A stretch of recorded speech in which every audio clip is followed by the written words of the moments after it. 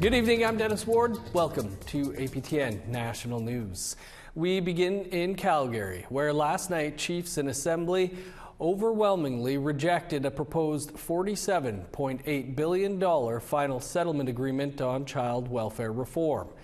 The 10-year deal has been trumpeted for months by AFN National Chief Cindy Woodhouse-Nepenak and had the backing of chiefs in Ontario. In the end, there were 147 votes in favor and 267 votes against the deal. With more now, here's Fraser Needham. So as we know, last night the FSA was defeated, and there are other resolutions on the agenda today, but basically they were all against the FSA anyway, so for all intents and purposes the most important resolution was discussed last night, and the final settlement agreement on long-term child welfare reform, the $47.8 billion one, was defeated. So that's the most important news from that.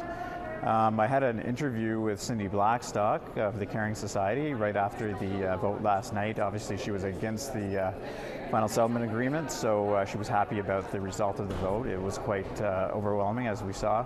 And I'd like you to roll to a clip. We talked initially about sort of the reaction, but then we also talked about the fact that there wasn't no government ministers or anyone from the federal government, for that matter, to defend or explain the FSA. And if you could roll to that clip now. I think that tells you a lot about how serious they were with carrying through with that deal in the first place. Like, when you send bureaucrats, with all due respect, on a $47.8 billion promise, that to me means you were never prepared to deliver it. Where is the Prime Minister? Where are the ministers? They love cutting red tape when it's something that's substantial. But they distance their politicians because they knew that this was really, in many ways, a keep your fingers crossed deal for First Nations children, and that's not good enough.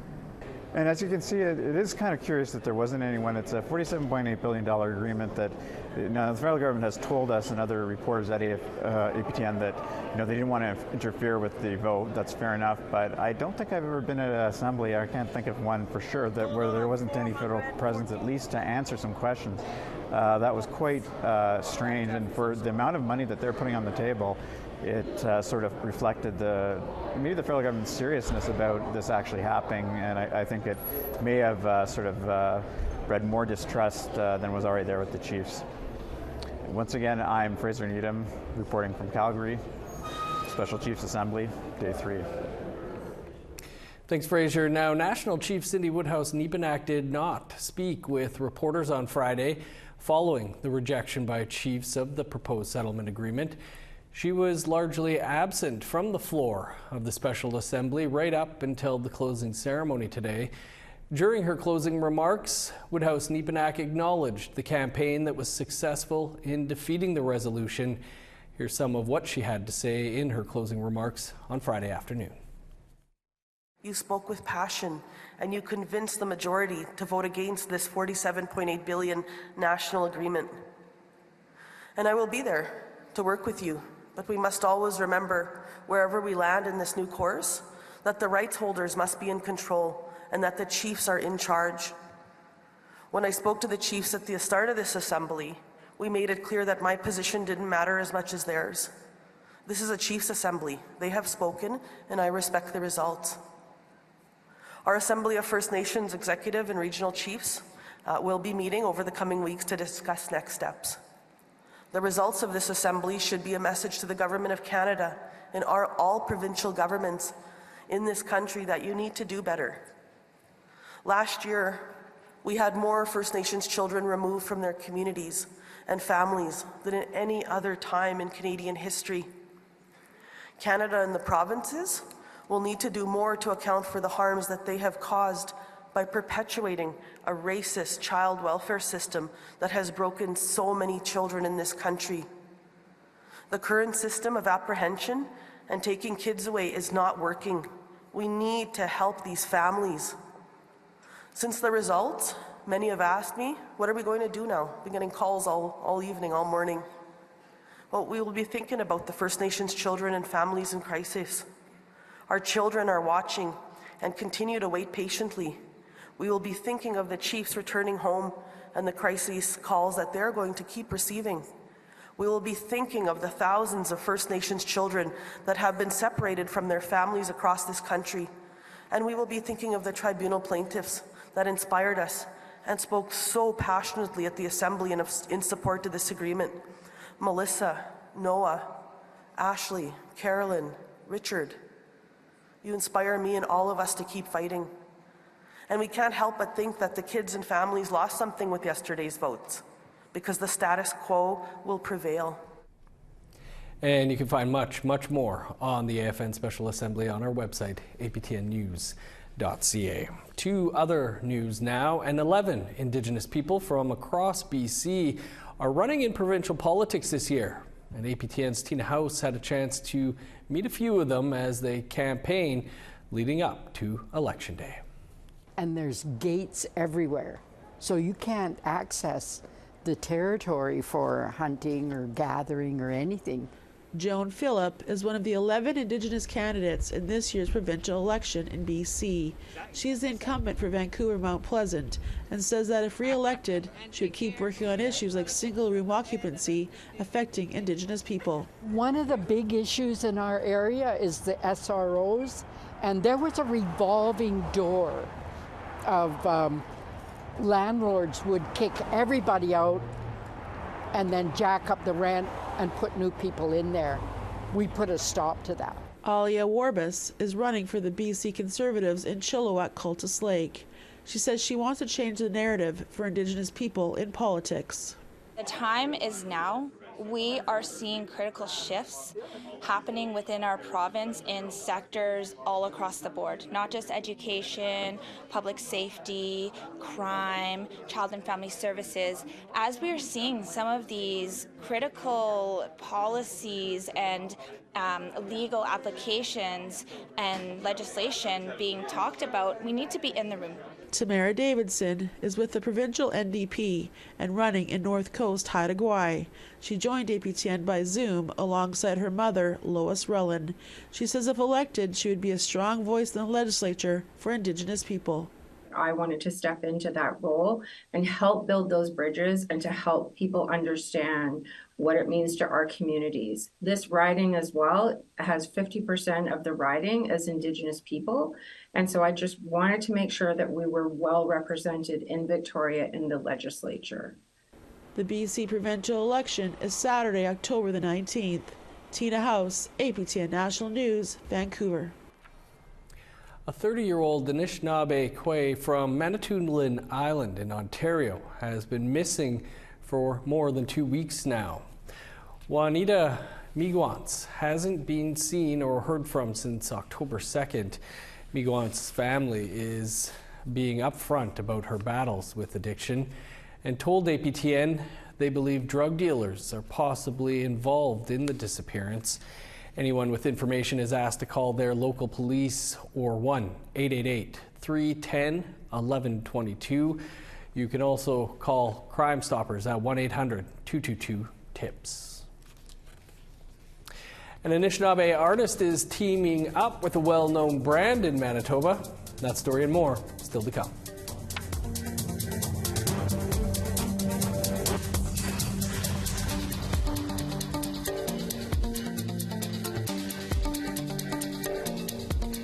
Welcome back.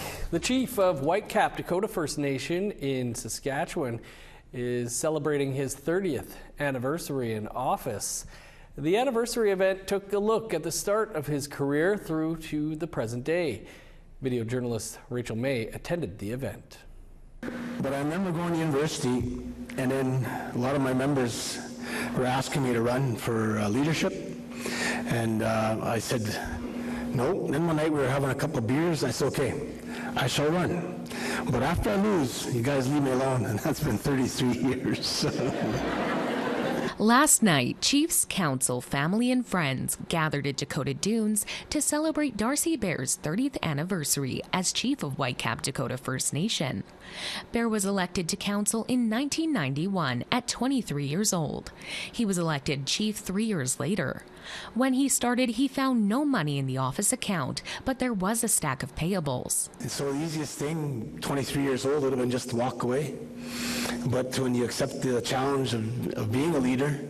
You also you accept all of the challenges that come with it, but you turn those challenges into opportunities. Under his leadership, he developed a thriving tourist sector, beginning with Dakota Dunes Golf Course, followed by a casino, and now a hotel with a developing thermal spa. According to the Whitecap Dakota Nation, the Dakota Dunes Resort brings in 1.4 million tourists annually.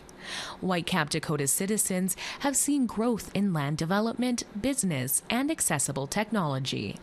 During the speeches, his daughter Allie, who is running for chief of the Federation of Sovereign Indigenous Nations, took the stage to congratulate her dad and honor the community. Thank you for holding him up when he needed a friend, for giving him advice when he needed advice, for mentoring him when he needed a mentor. And because as his children, that's something that we needed and we've learned and we've grown from as well. Allie also acknowledged that even though there has been many accomplishments in the past 30 years, there is more to come. Knowing that we're still growing and that this is just the beginning. That's the best part of this, is that this is just the beginning. Bear recently received the Order of Canada for his leadership and efforts to improve life in his community, along with his ability to build alliances and set new precedents. Rachel May, APTN National News, Whitecap Dakota First Nation. This weekend, a Winnipeg choral ensemble is debuting 3 new works by 3 Indigenous composers. Inspired by the poems of Métis writer Catharina Vermette, the Nestawaya concert honors water, women, and water keepers. APTN Sierra Benton sat down with composer and artistic director Andrew Balfour and conductor Mel Braun between rehearsals. Through poetry and song, the Dead of Winter Choral Ensemble is giving water a voice.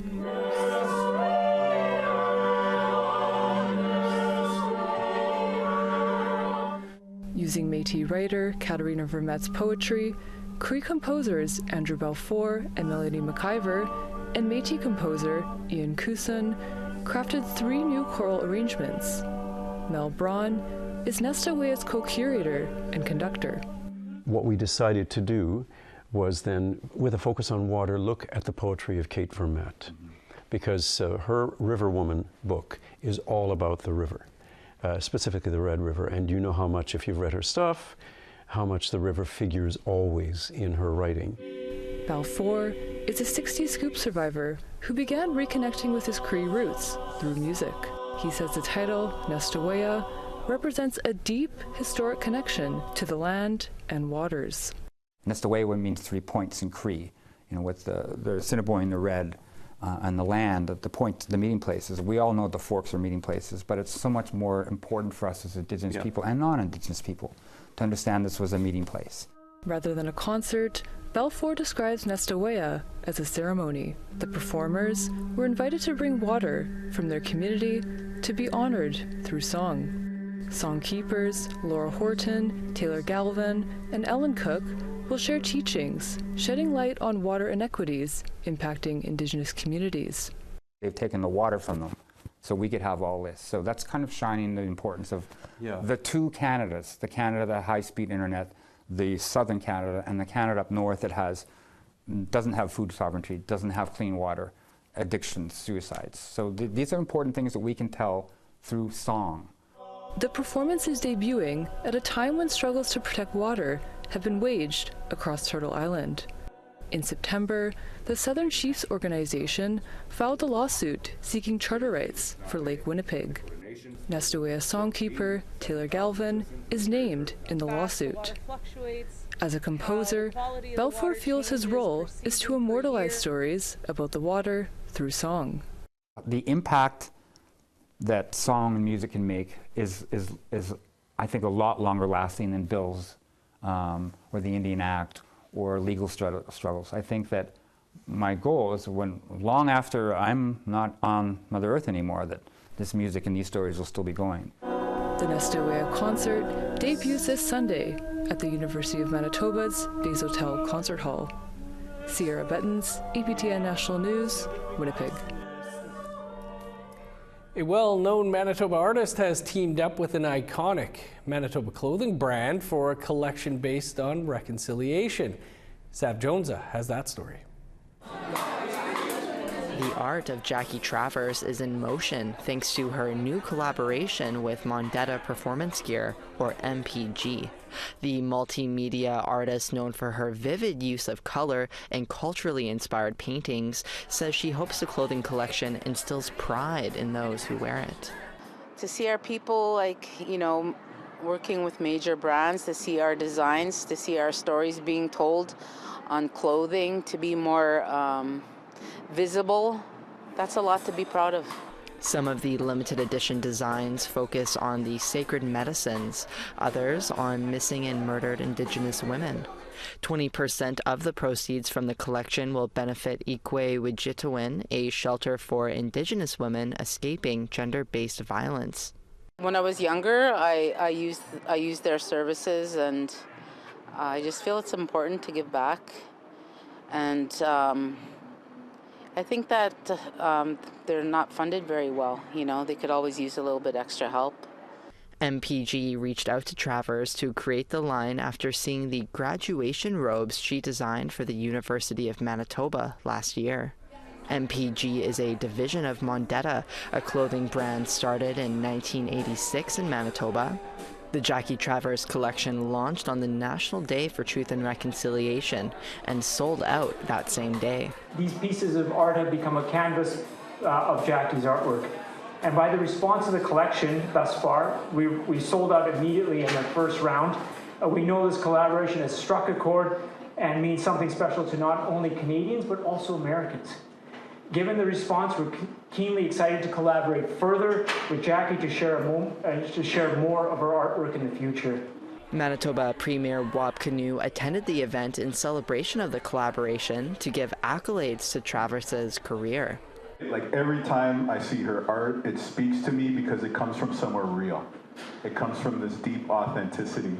And knowing a bit about her and the path that her life has been on, to see the success that Jackie has earned for herself by using her creator-given talent has just been such a pleasure to watch from the outside. Another round of the Jackie Travers MPG collection will be available for purchase in the coming days. Sav Jonesa, APTN National News, Winnipeg. Super cool. Congrats, Jackie. APTN Investigates is back with a new episode tomorrow night. We'll have more on that after the break.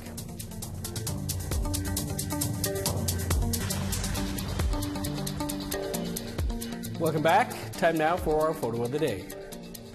Halloween is just around the corner, and 5-month-old Kai Moore is already getting into the spirit by sitting in a pumpkin. Thanks to APTN's Wilfred Moore for sharing this cute picture. How are you preparing for the spooky season?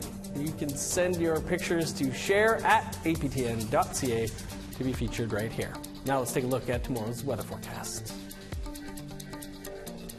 Starting on the East Coast, 16 and sunny in Fredericton and Halifax. 8 with showers in Kuujjuaq, rain and 10 in Nain. Sunny and 18 in Montreal, 16 for Val-d'Or. 19 in Sault Ste. Marie, 18 in North Bay. Showers and 15 in Thunder Bay, 13 in Sioux Lookout. 13 for God's Lake and Norway House, 15 in Winnipeg, 16 in Dauphin. 18 in Regina, 19 in Saskatoon. 15 in Buffalo Narrows, 13 in La Ronge. In northern Alberta, snow and 0 in High Level, flurries and 3 in Fort Chip. Cloudy and 17 in Edmonton, 19 in Lethbridge. 14 with rain in Vancouver, rain and 16 in Kamloops.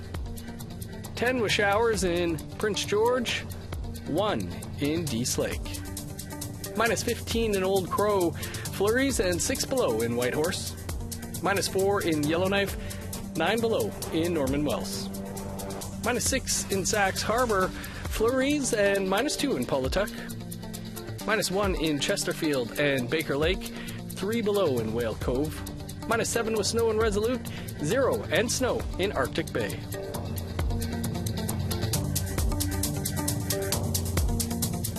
APTN Investigates returns tomorrow night with an all-new episode. In time immemorial, video journalist Tom Fenario shines a light on the Algonquin people's battle to stop a nuclear waste facility from being built on their ancestral territory. With more on the story, Tom joins us now from Montreal. Tom, great to see you. You've got your Investigates episode coming up tomorrow night. It's about nuclear waste. Why is it called Time Immemorial? Yeah, so I think most of our audience knows about the concept of time immemorial, the idea that something being so distant in the past that it's never been recorded. And because nuclear waste has a half-life of hundreds, sometimes thousands of years, it got me thinking of how there's a link there about how many Indigenous people have been on their ancestral lands for time immemorial. But will there ever be a day in the distant future where we feel the same about nuclear waste? So to answer your question, I was trying to be clever. I'm not sure if I succeeded. I've always thought of you as rather clever, Tom. So much of the Algonquin Nation want to stop the nuclear waste site from being built, but how does it get approved in the first place? Right. So a quick summary. A company named CNL wants to build what they call a near-surface disposal facility, some might call it a dump, to store a low-level nuclear waste by burying it in a place that has all of these protective layers, both natural and synthetic, to prevent leaks, animals from digging it up, rainwater getting in, etc. Except this site is about 1.2 kilometers from the Ottawa River, and since it falls on their ancestral territory, most Algonquin are not too pleased to have a nuclear waste site so close to what is not only a sacred place for them, but also a body of water that provides the drinking water for millions. So after consultations that some in the Algonquin Nation say were inadequate, the Canadian Nuclear Safety Commission rubber-stamped the disposal site this past January. So they approved it. However, since then, Kaybowick First Nation and Algonquin First Nation in Western Quebec has taken legal action, saying that the Nuclear Safety Commission failed to take into account the UN Declaration on the Rights of Indigenous Peoples, and everyone is currently waiting for that decision to come in. So that's where everything stands today. A long story short, it's been approved, but it's being contested. Tom, what does your story show about the company responsible for the management of the nuclear waste? Yeah, well, first off, it's important to mention the company, CNL, is in a tough spot. There's like over 70 years of low-level nuclear waste that needs to go somewhere. The old ways of storing things don't meet international standards.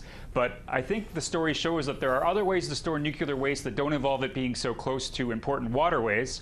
And the story also illustrates that there are financial incentives to store low-level waste in a near-surface disposal site, which doesn't necessarily mean the site is guaranteed to fail. Far from it. Experts say it'll last 550 years. But I also think the Algonquin in the story make a good point about how do you guarantee anything when we're talking about a timeline of hundreds of years? And is that risk, any risk, worth it? Right. Well, caught the preview yesterday, Tom. Looks good. Appreciate you taking some time for us here to talk about it. Anytime, Dennis. Thank you. And you can catch APTN Investigates Time Immemorial tomorrow night here on APTN. That's all the time we have for your APTN National News for this Friday. For much more, you can visit our website, aptnnews.ca. And stick around for Nouvelle Nationale, our French language newscast. That's next. I'm Dennis Ward. Marcy McGuitch, thanks for being with us. Have a great night.